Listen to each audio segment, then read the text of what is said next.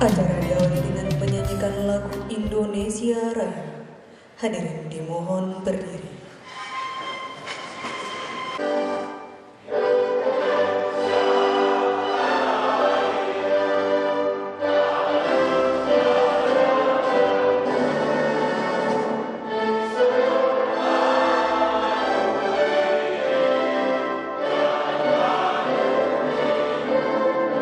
Sambutan Ketua PWI kepada Bapak, kami silakan. Assalamualaikum warahmatullahi wabarakatuh. Alhamdulillahirabbil alamin wassalatu wassalamu ala asrofil anbiya'i wal mursalin wa ala alihi wa sahbihi ajma'in.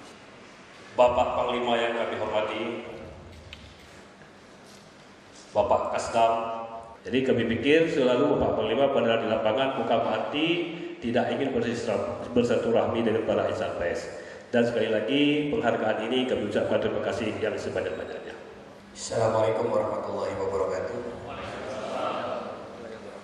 Selamat sore dan salam sejahtera bagi kita sekalian.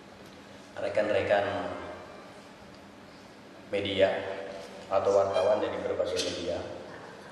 Orang bilang katanya pekerjaan TNI itu berat. Sebenarnya tidak berat kalau pekerjaan TNI itu. Sebenarnya yang jauh lebih berat itu adalah pekerjaan wartawan. Wartawan itu pekerjaannya stres. Ya, stres terutama kalau tidak mendapat berita. Terus kemudian waktunya sudah mau mulai habis, dikejar. Ya, dikejar oleh pemret, dikejar oleh kantor.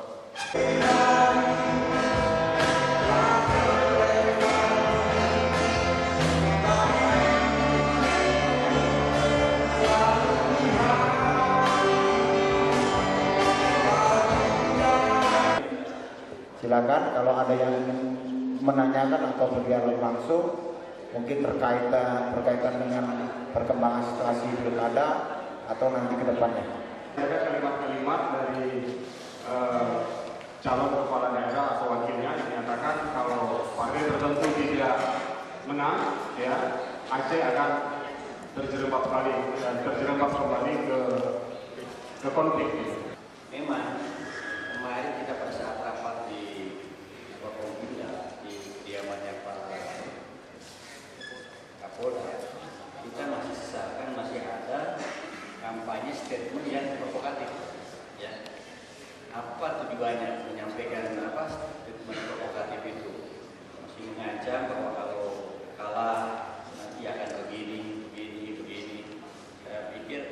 Saya sampaikan, saya langsung pikir statement yang bersifat kondusif, yang menunjukkan, yang menjual program, saya pikir itu jauh lebih penting daripada statement provokatif.